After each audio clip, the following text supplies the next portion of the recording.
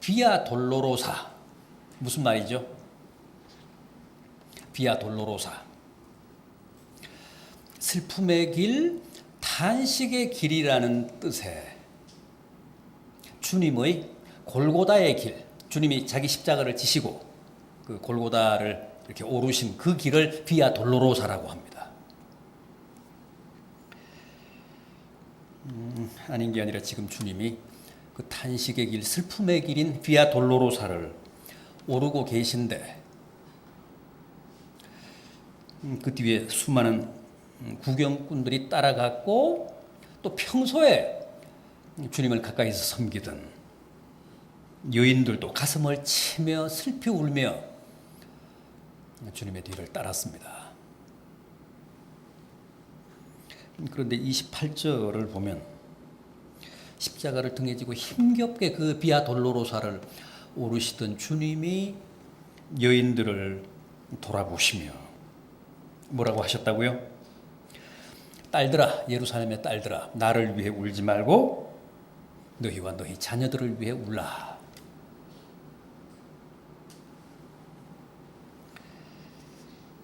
이게 무슨 뜻일까요? 너희 자녀들을 위해 울라. 나를 위해 가슴을 치며 울지 말고. 너희 자녀들을 위해 기도하라는 뜻입니다. 여러분, 부모의 자식 사랑의 최고봉 뭘까요?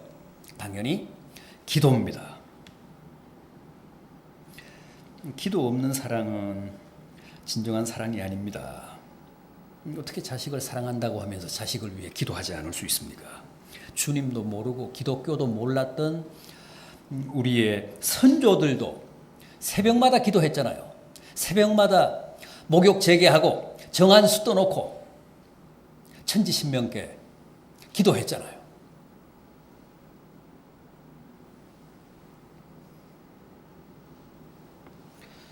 동서고금을 막론하고 기독교, 이교, 무슨 재래 종교, 무속 종교를 막론하고 자식에 대한 부모의 사랑은 언제나 그렇게 기도로 표현이 됐습니다.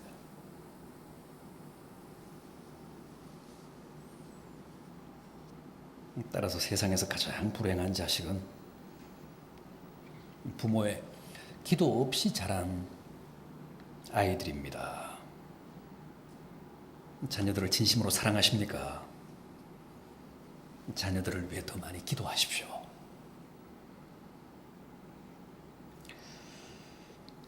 주님을 위해 울지 마시고 주님을 위해 가슴을 치지 마시고 여러분의 자녀들을 위해 우십시오. 더 이상 사랑을 돈으로 때우지 마시고 기도로 실천하십시오. 나를 위해 울지 말고 너희 자녀들을 위해 울라는 말씀이 바로 그런 뜻입니다.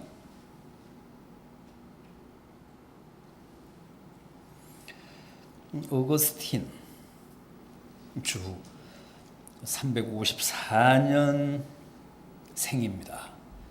354년 11월 13일 생입니다. 저 북아프리카 타가스테라는 곳에서 태어났습니다. 요즘은 거기가 알제리입니다. 알제리 땅입니다. 부친은 파트리키우스라는 사람인데 이교도였습니다. 기독교도가 아니었습니다. 모친 모니카는 독실한 기독교 신자였습니다. 모니카는 23세에 어거스틴을 낳았는데 정말 기도로 키웠습니다. 어거스틴은 이미 소년 시절부터 어머니의 그 간절한 기도를 무색하게 했습니다. 참 무참하게 했습니다. 12살 때 고향을 떠나서 아프리카 최대 항구 도시였던 카르타고에 유학을 했는데 이때부터 방탕하기 시작한 겁니다. 머리는 비상해서 공부를 잘했습니다. 그런데 생활은 엉망이었습니다. 수많은 여자와 동거를 했고 18세 때는 아들까지 낳았습니다.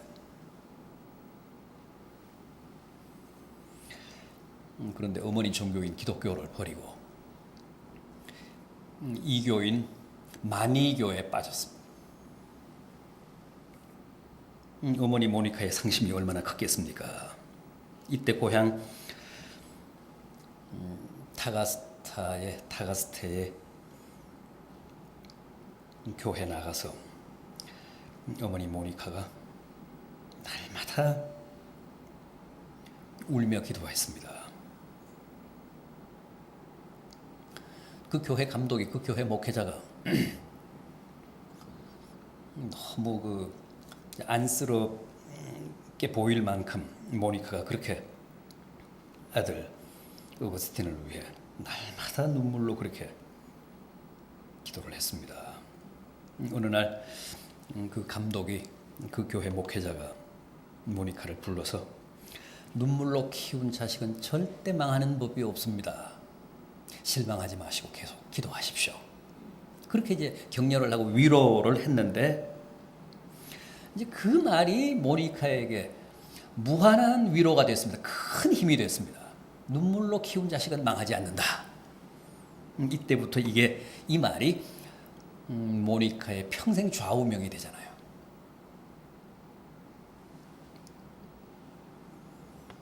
한편 어거스틴은 공부를 끝마치고 카르타고에서 유학을 끝내고 로마로 건너갑니다. 로마로 건너가서 수사학 교수가 되고 밀라노시 대변인이 되고 또 만이교도로서 점성술과 신플라톤주의 철학의 대가로서 이름을 날리며 출세 가도로 달립니다. 그러나 결국은 어머니 모니카의 눈물의 기도가 이기죠. 386년, 그때 나이 32세. 어느 날 어거스틴이 자기가 살던 집 정원 무화과 나무 아래에서 주님의 생생한 음성을 듣습니다. 톨레레게 톨레레게, 들어서 집어서 읽으라는 뜻입니다. 톨레레게.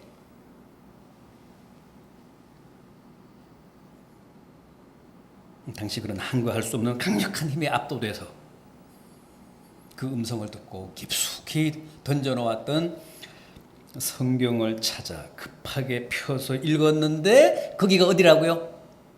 로마서 13장 13절과 14절 말씀.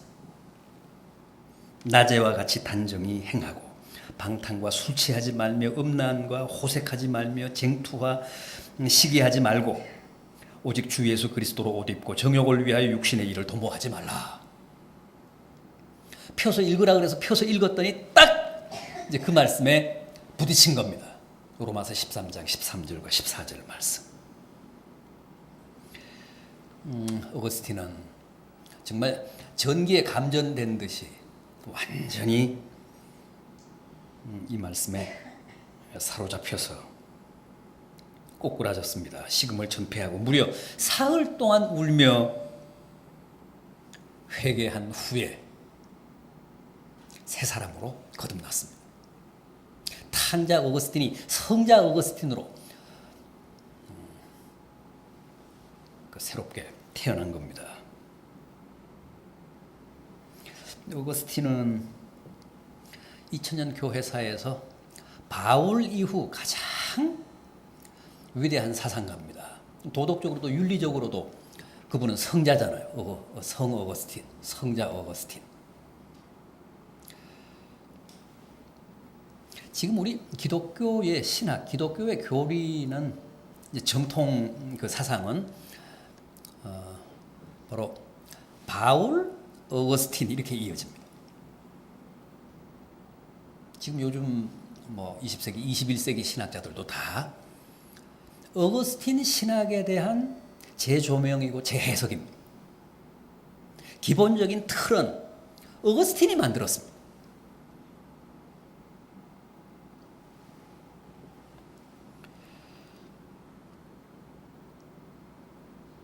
가장 위대한 성자고 또 신학자고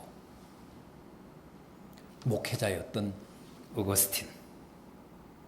그의 그 극적인 회심은 순전히 어머니의 눈물의 기도 덕분이었습니다. 눈물의 기도로 키운 자식은 망하지 않는다는 신념으로 한 번도 기도를 포기한 적이 없습니다. 날마다 하나님 앞에 엎드려 울며 기도해서 희대의 탕자를 희대의 성자로 만든 겁니다.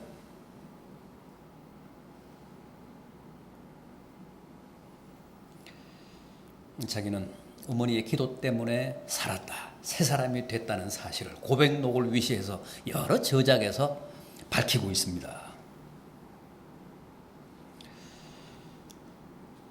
부디 이 가정의 달에, 이 어린이 주일에 나를 위해 울지 말고 또 이 자녀를 위해 울라 하신 주님의 말씀을 다시 한번 가슴에 깊이 새기시기를 당부드립니다.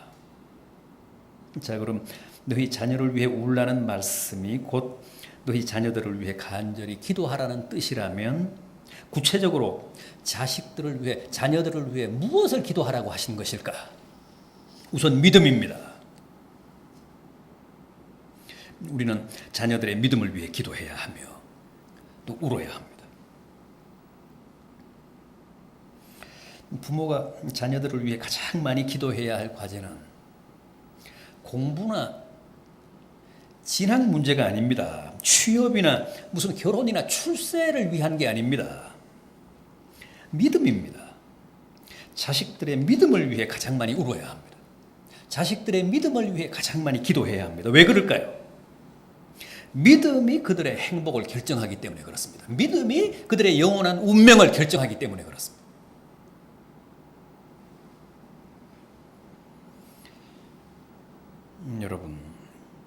여러분 자녀들의 신앙은 그 책임이 교회에 있지 않습니다.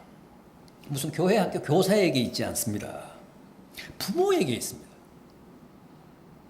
부모가 자기 자녀의 믿음을 책임져야 합니다. 부모가 자기 자녀들의 신앙을 관리해야 합니다.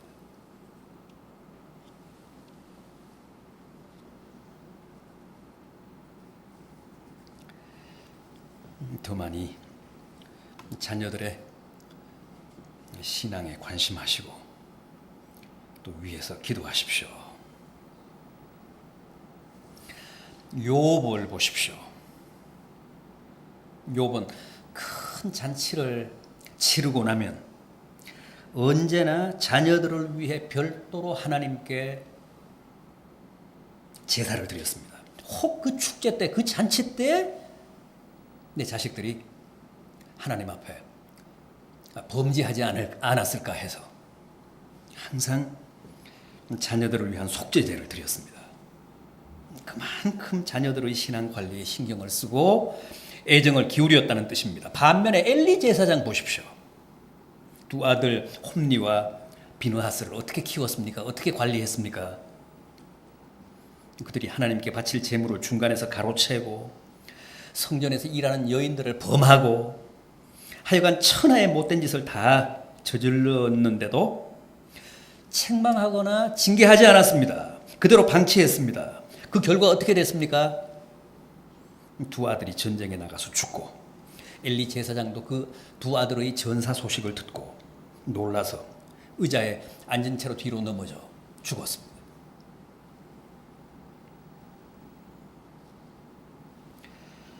실제 보면 엘리 제사장의 자식들처럼 목사 장로 집안의 자녀들이 엉망인 경우가 많습니다. 유명한 목사, 명망 있는 장로들의 자식일수록 특히 그렇습니다. 그런데 그건 우연이 아닙니다. 그걸 다 부모에게서 배운 겁니다. 부모가 교회에서의 모습 다르고 집에서 모습 다른 겁니다. 교회에서 하는 말 다르고 집에서 하는 말 다릅니다. 남은 속여도 함께 사는 자식들에게 어떻게 그걸 속이겠습니까? 부모의 신앙생활이 표의부동하면 아이들은 당장의 혼란을 겪고 신앙에 대해 회의를 느끼고 마침내 부모의 권위에 반항하면서 교회를 비웃습니다. 따라서 부모는 자녀들을 위해 많이 기도하며 몸으로, 삶으로 내 자식들에게 신앙을 가르쳐야. 생각해 보십시오. 하나님도 공경하지 않는 자식이 어떻게 부모를 공경하겠습니까? 하나님도 거역하는 판에 어떻게 부모라고 거역하지 않겠습니까? 지금도 얼마나 많은 청년들이 교회를 떠나고 있는지 모릅니다. 그건 다 부모 탓입니다. 교회 생활을 한다고 하면서도 평생 한 번도 제대로 뿌리를 내리지 못하고 늘 객으로 사는 모습만 보여줬기 때문에 자녀들도 그 믿음에 정함이 없는 겁니다.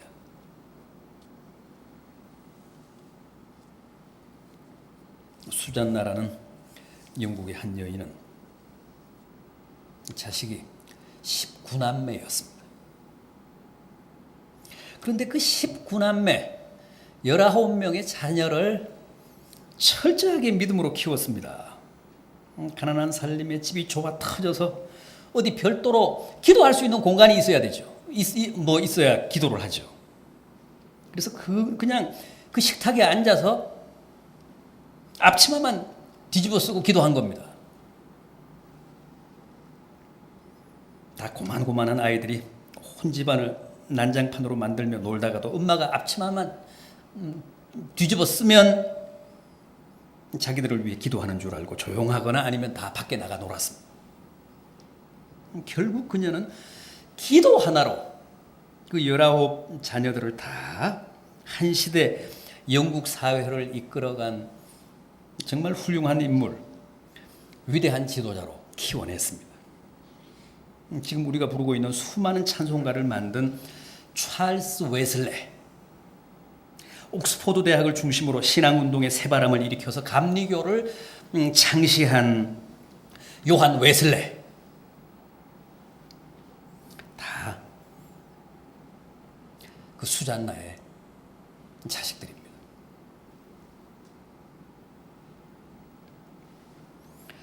하나같이 19남매가 위대한 인물이 됐습니다.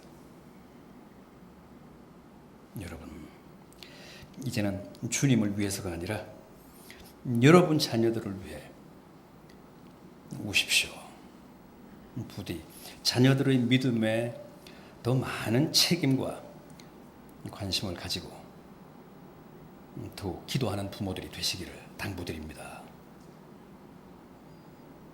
다음은 자녀들의 장래를 위해 울라는 겁니다. 자녀들의 장래를 위해 기도하라고 당부하신 말씀입니다. 정말 여러분들의 자녀들이 잘되고 행복하기를 바라십니까? 기도하십시오.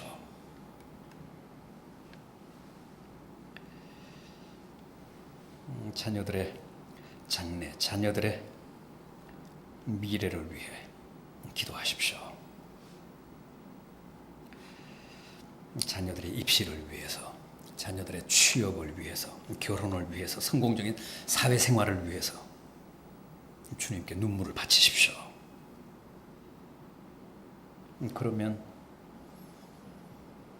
여러분 자녀들의 장래가 주님 약속대로 아름다워집니다.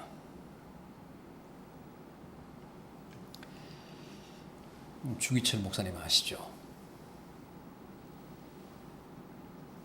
신사참배를 반대하시다가 결국 49세를 일기로 평양 감옥에서 순교하신 우리 한국개신교의 위대한 목사님. 그 주기철 목사님의 옥바라지를 맡아서 고생하신 분이 있습니다. 또 주기철 목사님이 돌아가신 후에는 일본 순사들의 온갖 협박에도 굴하지 않고 교인들을 모아서 장례식을 치르고 또 주 목사님의 유가족을 끝까지 돌봐주신 장로님, 산순교자라고 많은 사람들이 얘기하는 유계준 장로. 이 유계준 장로님에 관한 일화는 참 많습니다. 특히 그분은 자기 자녀들을 위한 기도에 아주 헌신한 분입니다. 하루도 빠짐없이 8남매인 자기 자식들의 이름을 하나하나 불러가며 새벽마다 밤마다 기도했는데, 그분은 자기 자녀들의 단순한 출세를 위해서 기도한 것은 아니고 당시로서는 이 나라의 가장 절실했던 훌륭한 교육자가 되고 또 민족의 건강을 위해서 봉사할 의사가 되게 해달라고 그렇게 울며 불며 기도한 분입니다. 그래서 다른 사람들로부터 참 별나다는 소리까지 들었습니다. 제가 가끔 이분 자녀들에 관한 말씀드리죠. 참 대단합니다. 그 유장로님의 별난 기도가 어떻게 응답됐는지 보십시오. 장남 유기천 전 서울대 총장, 둘째 유기원 서울보건병원 원장, 셋째 유기형 부산대 의대 학장, 다음 유기선 부산 소아과병원 원장, 유기진 재미외과 의사, 유기옥 소아과 의사, 유기숙 재미약사, 막내인 유기묵 재미내과 의사, 8남매가 다 장로님이 기도한 대로 됐습니다. 다 학자, 의사가 되어 우리 사회에 크게 봉사하고 있습니다. 여러분, 이건 절대 인력으로 된 게 아닙니다. 이건 단순한 무슨 유계준 장로님의 교육열의로 이렇게 된 게 아닙니다. 이걸 어찌 기도 응답이 아니라고 할 수 있습니까?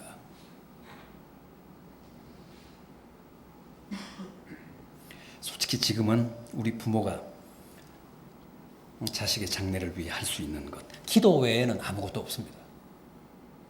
무조건 기도하십시오. 주님이 당부하신 대로 여러분 자녀들을 위해 우십시오. 맹목적인 애정이나 돈으로 때우려고 하시지 말고 제발 기도로 키우십시오. 더 많이 자녀들의 장래를 위해 우십시오. 주님이 여러분들의 자녀들의 장래를 책임지셔야 비로소 그들의 생애가 복됩니다.